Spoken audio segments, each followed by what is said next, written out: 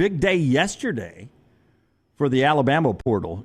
As we've seen over the years, Alabama comes back from the playoffs. Nick Saban does 2 days of exit interviews, and that's when names start to bounce out. And for Alabama, the portal door was going yesterday. Like the Wild West Saloon? Yes. But the bar, the doors at the old bar right there.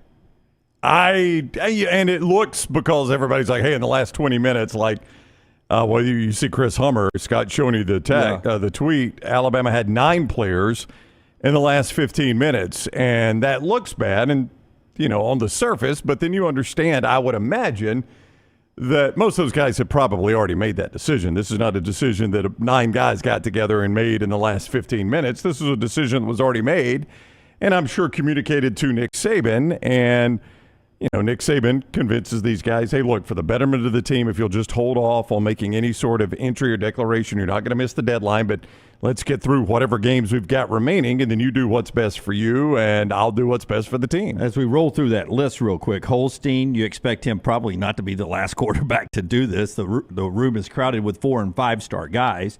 Malik Benson, who was a guy who was this time last year the most talked about Alabama wide receiver, never did a lot. Preston there, the other wide receiver, is a 5-star guy who didn't work his way onto the field this year. Ferguson is an offensive lineman that would provide some depth next year. Little, you guys in the chat room seem to love. You want to keep Earl Little there.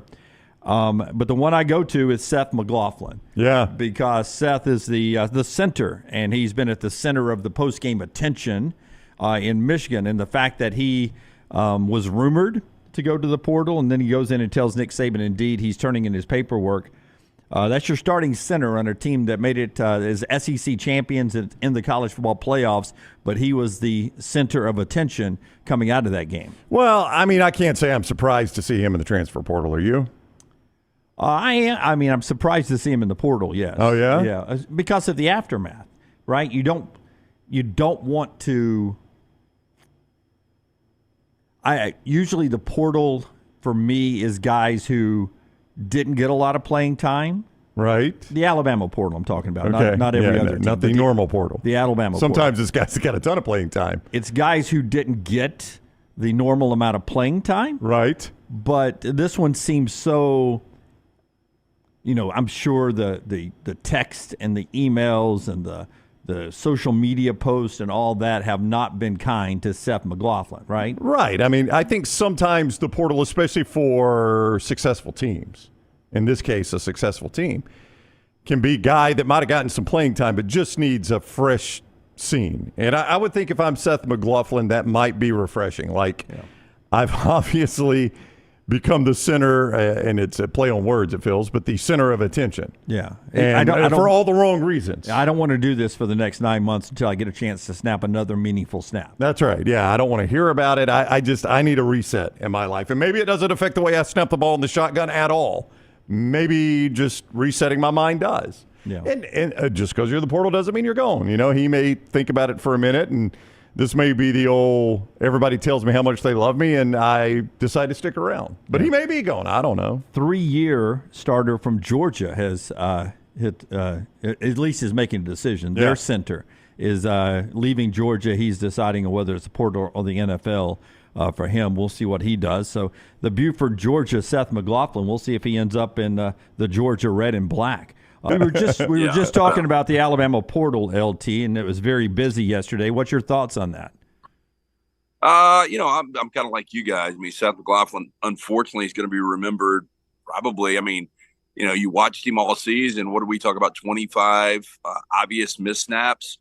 But, he's going to be remembered in Alabama lore for the performance against Michigan. And that's unfortunate, but change of scenery. It's good for some people. And, it seems like a big number on the surface when you hear, guys that just played in a semifinal game to play for a national championship, 9 guys transferring out. But it's, the world we live in now. Yeah, I'm interested in your thoughts on where we are with Nick Saban, because you were a guy outspoken all year long that just no reporting, just gut feel that this could be it for Nick Saban. And, Feinbaum said he was on First Take yesterday. He said he thinks that's still a possibility in play. I don't know, with an extra day in Vegas to talk to some of your people and some people out there, if where you sit on Nick Saban, as you know, he does his exit interviews with the players yesterday and today, and he'll go through that whole roster this week after they got back in Tuscaloosa, and then he'll have a time to think for a few days. Where are you on Nick Saban right now? Well, Nick Saban said if you're retired in your head, you're already retired, or I forgot exactly how he worded it. I would think this time every year when the season is finally finished up, that he probably, this thought has to come across. Am I ready to be fully engaged 100% for a full another year? So I think he's probably weighing some things. Ultimately, what happens? Boy, that's a tough game to go out on, but there's nothing guaranteed. I did see, and I don't know if you guys have gotten into this yet, odds to win the national championship next year. Oh. Alabama is at the top there. They're number 2, right behind Georgia. Yeah, and number 3 was Ohio State, which was a little surprising. I thought Texas would be over Ohio State, but Ohio State was 3 and Texas 4. I am going to lean that he still retires. Interesting. So you're sticking with retirement, huh? Yep, I'm sticking. I mean, you guys don't think it would have been like if it was a done deal, whatever year it is, you don't think it happens like the day after? Oh, no. I think there's a. I think when it does happen, and I don't think I've ever once made a prediction on Nick Saban's retirement. You go broke doing that. A lot of people have over the years, and they've all been wrong so far. And I'm not saying I think he retires. I think he continues coaching. I think he loves it too much.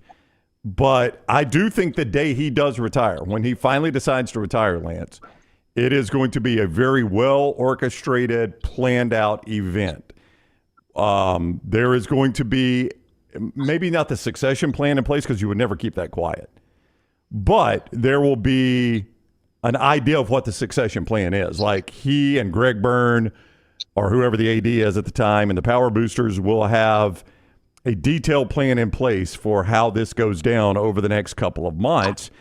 And this announcement will only come out when the time is appropriate. I don't think it will be right on the heels of any sort of game. No, I think it always will be in this window, LT, from yesterday, from Wednesday, when he started, or was midway through his exit interviews, all the way until next weekend, not this weekend, after the national championship game, because there's some of me that believes Nick Saban loves the game so much that he would not make the announcement before the national championship game, which would take a lot off of Ohio State. Excuse me, I'm seeing Ohio State on the big screen over here with you, which would take a lot off of Washington and Michigan if he made that announcement, say, Sunday or Saturday. And I think some of this, too, Lance, if the succession plan is on staff, which I don't really see a plan right now on staff for a succession plan, but if it's on staff, it probably is handled a lot differently than it's an off-staff hire, which I think if you look at it right now, you'd say chances are it's an off-staff hire.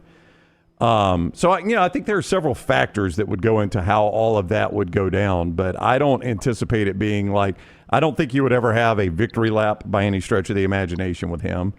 And I just – I think it will be a very planned, staged event when he finally decides to do this. And I've said for years, never before the season. Yeah. Go ahead, LT. I was going to say, do you think 90% of national writers already have a retirement piece written up? Oh, yeah. Every television station and major network, they've got packages already put together. Yeah, something I talked about with Brandon Marcello a few weeks on the show. Absolutely.